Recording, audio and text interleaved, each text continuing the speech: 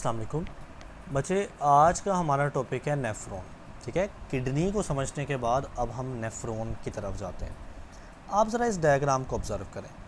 ये मैंने आपको पढ़ाया, ये किडनी की डायग्राम है। अब किडनी के ही हमने इस छोटे से हिस्से को, चले मैं कलर चेंज करता हूँ, इस छोटे से हिस्से को बेटा हमने जूम करके देखा तो हमारे पास ये स्ट्रक्चर निकला। ये कितनी कम्प्लेक्स नज़र आ रही है और इसी का क्या नाम है, नेफ्रॉन। मतलब समझ आई कि किडनी के ही अंदर ना बहुत सारे नेफ्रॉन होंगे। देखिए ये कितनी छोटी सी स्ट्रक्चर को जूम किया तो ये इतनी आपको बड़ी नज़र आ रही है क्योंकि ये जूम की हुई स्ट्रक्चर है। सो हम देखते हैं किडनी के अंदर क्या होते हैं, बहुत सारे नेफ्रॉन्स होते हैं। ऐसी चीज़ को ना हम यूनिट कहते हैं।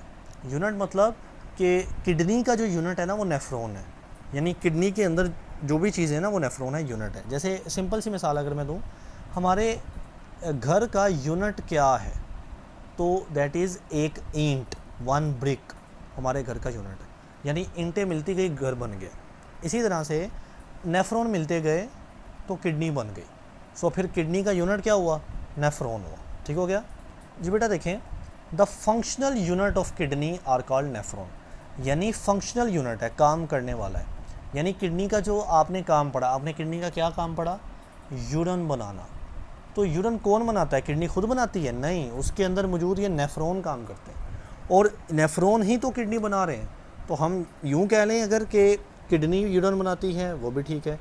ज़्यादा बेटर क्या कहना है कि किडनी के अंदर मौजूद नेफ्रॉन होते हैं और वो नेफ्रॉन दरअसल यूरिन बनाते हैं।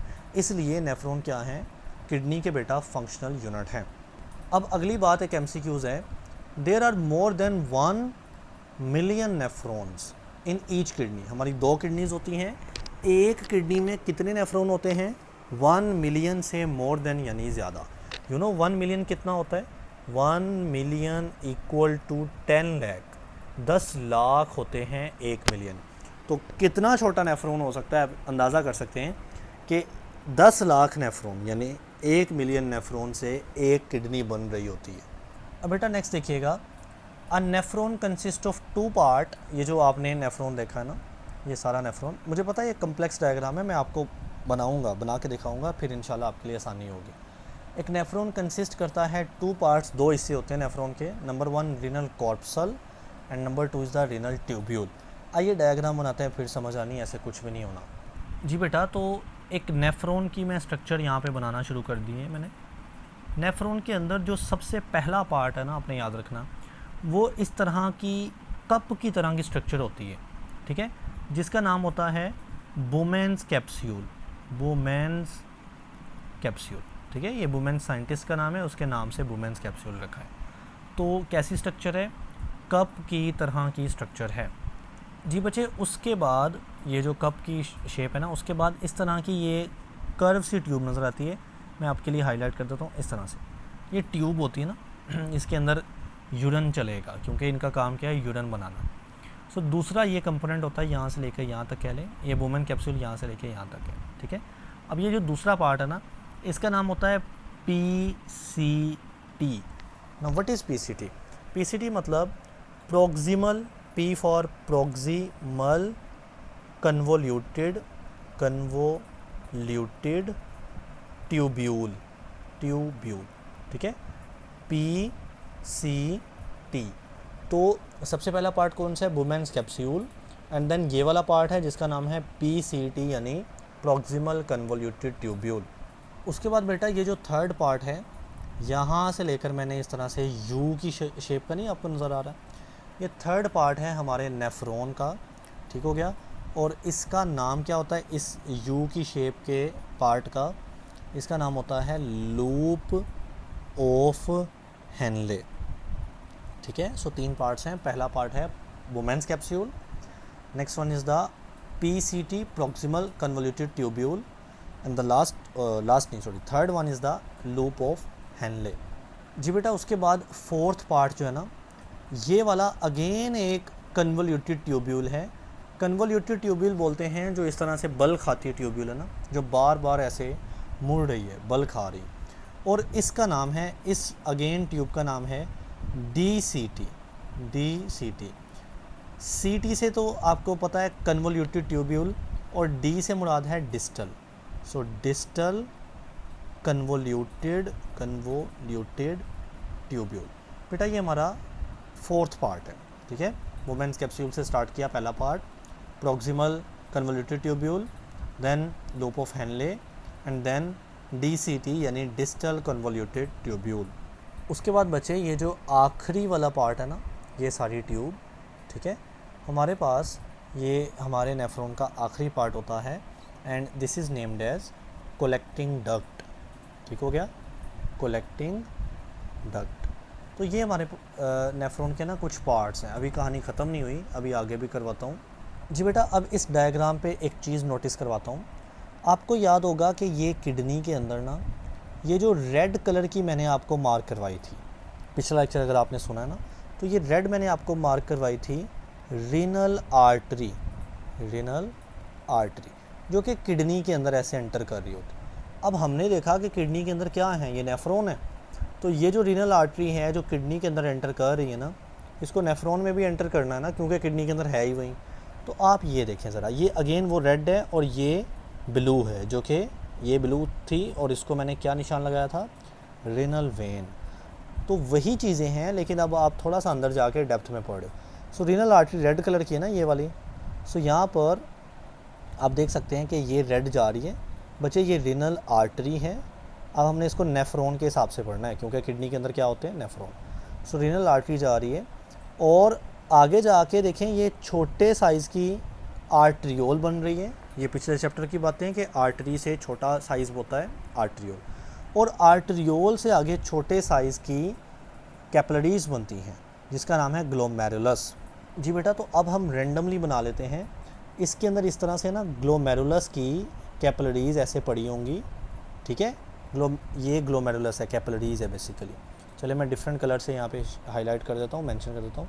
ग्लोमेरुलस इसका बेटा नाम है, और ये क्या होती हैं, ये कैपिलरीज होती हैं। एंड मैंने अभी आपको दिखाया कि ये कैसे बनती हैं। ग्लोमेरुलस से पहले ये आर्ट्रियोल होता है इतना हिस्सा, और फिर यहाँ से एक बड़ी सी नाली यानी रीनल आर्टरी होती है। तो रीनल आर्टरी है ये वाली, एंड देन ये आर्ट्रियोल है, एंड देन आर्ट्रियोल से आगे ग्लोमेरुलस बनता है। और ये जो ग्लोमेरुलस है ना, ये इस वुमेन कैप्सूल के अंदर मौजूद होता है। जी बच्चे, आगे की कहानी सुने। ये यहाँ से ग्लोमेरुलस एंटर कर रहा है, यहाँ से ना ग्लोमेरुलस से ब्लड कैपिलरी निकल भी रही है। फिर ये ब्लड कैपिलरी इस प्रॉक्सिमल कन्वोल्यूटेड ट्यूब्यूल को सराउंड करेगी, डिस्टल को भी इस तरह से करेगी, ठीक है। सॉरी, ये लूप ऑफ हेनले है नीचे वाला, और डिस्टल को भी करेगी, यानी कलेक्टिंग डक्ट को नहीं। यानी ये जो खून की नाली है ना, जिसका नाम है ग्लोमेरुलस, ग्लोमेरुलस इसके अंदर अंदर वाले पोर्शन का ही नाम है। बाद में यही ब्लड वेसल कह लें, आप ब्लड कैपिलरीज कह लें, बाकी सारे नेफ्रॉन को सराउंड करती है, जिसमें प्रॉक्सिमल कन्वोल्यूटेड ट्यूब्यूल आ जाता है, डिस्टल कन्वोल्यूटेड ट्यूब्यूल आ जाता है, और लूप ऑफ हेनले आ जाता है। एंड फाइनली जब यहाँ से बनती है, जब ये फाइनली उसको ब्लड सप्लाई करती है ना, तो यहाँ से ब्लड इकट्ठा होना है, और आपको पता है यहाँ पर क्या बनती है, वेन्यूल पहले बनती है, ठीक है, वेन्यूल। और वेन्यूल से आगे बनती है रीनल वेन। ये रीनल क्या है, वेन। तो रीनल वेन जो कि किडनी से लीव कर रही होती है, किडनी से बाहर निकल रही होती है। तो ये सारी किडनी की हमने ब्लड सप्लाई भी पढ़ी है। अब बेटा वो बात कि किडनी के दो पार्ट होते हैं ना, किडनी के 2 पार्ट्स हैं, ठीक है, जो हमने पहले बात पढ़ी है, और समझ कुछ नहीं है ये में। अब देखें, पहले पार्ट का नाम है renal corpuscle. Renal corpuscle, renal corpuscle किस पार्ट को मैं बोल रहा हूँ, ये इतने हिस्से को मैं रीनल कॉर्पसल बोल रहा हूँ, जिसमें 2 चीज़ें आती हैं। वुमेन्स कैप्सूल आता है, ठीक, और उसके अंदर ब्लड कैपिलरीज जिनका नाम मैंने ग्लोमेरुलस रखा है वो आता है। सो रीनल कॉर्पसल में कितनी चीज़ें आएंगी, 2। नंबर 1 इसमें आ जाता है वुमेन्स कैप्सूल, वुमेन्स कैप्सूल आ जाता है बच्चे, और दूसरी जो चीज़ इसमें आएगी दैट इज़ द ग्लोमेरुलस, ठीक है। इन दोनों को मिला के नेफ्रॉन का एक हिस्सा बनता है रीनल कॉर्पसल, ठीक है, और दूसरा हिस्सा होता है रीनल ट्यूब्यूल। रीनल ट्यूब्यूल होता है दूसरा हिस्सा हमारे नेफ्रॉन का, और उसमें आ जाते हैं बेसिकली ये बाकी सारे हिस्से, जिसमें प्रॉक्सिमल कन्वोल्यूटेड ट्यूब्यूल है, लूप ऑफ हेनले है, डिस्टल कन्वोल्यूटेड ट्यूब्यूल है, ठीक है, कलेक्टिंग डक्ट नहीं, बाकी तीनों ऐसे। सो देखिए ना, ट्यूब्स हैं तो proximal convoluted tube, distal convoluted tube, loop of Henley भी एक ट्यूब है ना। तो रीनल ट्यूब्यूल में भी 3 ही से आ जाते हैं। कौन कौन से यहाँ पे लिख लेते हैं।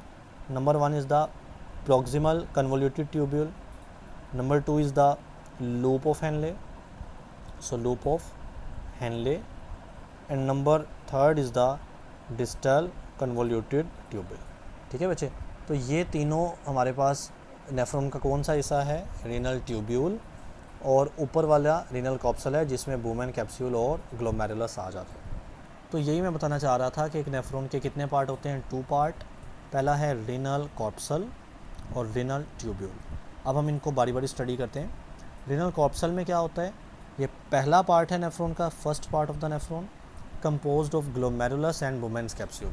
तो इसमें 2 चीज़ें हैं, ग्लोमेरुलस एक जो ब्लड कैपिलरीज होती हैं, एंड बुमेन कैप्सूल जो कि कप की तरह का स्ट्रक्चर होता है ना। अब वही चीज़ें लिखी हैं, glomerulus is a network of capillary, यानी ये ब्लड की कैपिलरीज हैं, while the Bowman's capsule is the cup shape structure. ये उसके इर्द गिर्द एक कप होता है या कप की तरह का स्ट्रक्चर होता है अराउंड द ग्लोमेरुलस, जो कि इस ग्लोमेरुलस के इर्द गिर्द मौजूद होता है। जी बेटा, दूसरा पार्ट होता है नेफ्रॉन का रीनल ट्यूब्यूल, उसका नाम है। ये एक लॉन्ग ट्यूब है जो कि अटैच होती है बुमेन कैप्सूल से। जाहिर है ये बुमेन कैप्सूल के फ़ौरन ही बाद प्रॉक्सिमल कन्वोल्यूटेड ट्यूब्यूल शुरू होगी ना, तो यहाँ से लॉन्ग ट्यूब शुरू हो जाती है, ठीक है। इट हैज़ 3 पार्ट, इसके 3 पार्ट्स हैं। कौन कौन से। फर्स्ट पार्ट इज़ कन्वोल्यूटेड, वो बल खाता हुआ है, and is called proximal convoluted tubule. यहाँ पे शॉर्ट फॉर्म नहीं लिखी हुई PCT, तो मैंने आपको लिखवा दी। मिडल पार्ट क्या है, यू शेप है जिसका नाम है loop of Henley, okay. The last part is again convoluted, वो भी बल खाता हुआ है और उसका नाम भी क्या है, डिस्टल कन्वोल्यूटेड ट्यूब्यूल। जी बच्चे, अब डिस्टल कन्वोल्यूटेड ट्यूब्यूल यानी ये रहा DCT, डिस्टल कन्वोल्यूटेड ट्यूब्यूल। इसके बाद क्या आ जाता है, कलेक्टिंग डक्ट आ जाती है, ठीक है। सो कहता है कि distal convoluted tubule of many nephrons open in a single collecting duct. Point two note, please point two note, ये एक नेफ्रॉन के साथ एक कलेक्टिंग डक्ट मैंने बनाई है ना, ऐसा नहीं होता। इस नेफ्रॉन की कलेक्टिंग डक्ट ये है, यहाँ भी एक नेफ्रॉन होगा उसकी कलेक्टिंग डक्ट भी सेम होगी, थर्ड नेफ्रॉन की भी कलेक्टिंग डक्ट सिंगल होगी। सो बात को समझें, कहता है the distal convoluted tubule of many nephron, बहुत सारे नेफ्रॉन की जो डिस्टल कन्वोल्यूटेड ट्यूब्यूल है ना, वो ओपन होती है लेकिन अलग अलग में नहीं, सिंगल कलेक्टिंग डक्ट, उन सब की कलेक्टिंग डक्ट सिंगल ही रहती है। जी बेटा, अब मैंने आपको एक रीनल पेल्विस ये वाला हिस्सा बताया था ना, रीनल पेल्विस कैसे बन रहा है, गौर से देखिएगा।